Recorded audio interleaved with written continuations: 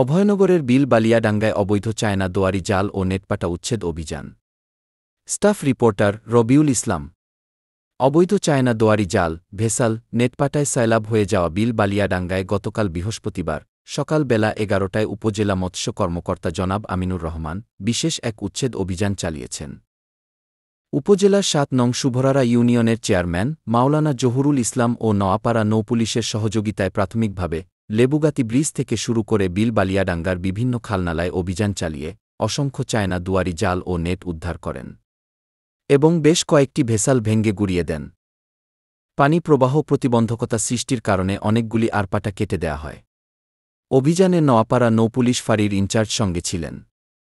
উচ্ছেদ অভিযান নিয়ে উপজেলা মৎস্য কর্মকর্তা বলেন, চায়না দোয়ারি জাল এমন একটি জাল যে জালে ছোট বড় সকল প্রকার মাছই আটকে যায়।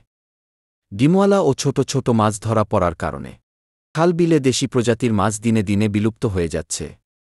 নেট দিয়ে আটকিয়ে ভেসাল জালের মাধ্যমেও সব ধরনের মাছ ধরছে মৎস্যজীবীরা।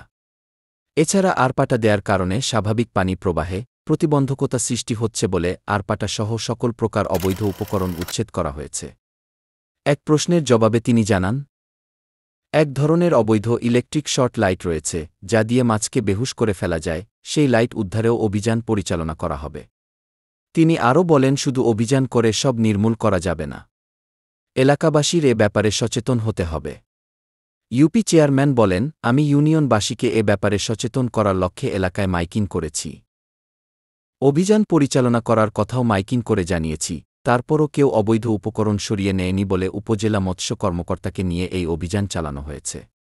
অভিযান শেষে লেবুগাতি ব্রিজের সন্নিকটে উদ্ধারকৃত চায়না দুয়ারি জাল ও ব্লু নেট পুড়িয়ে ধ্বংস করা হয়।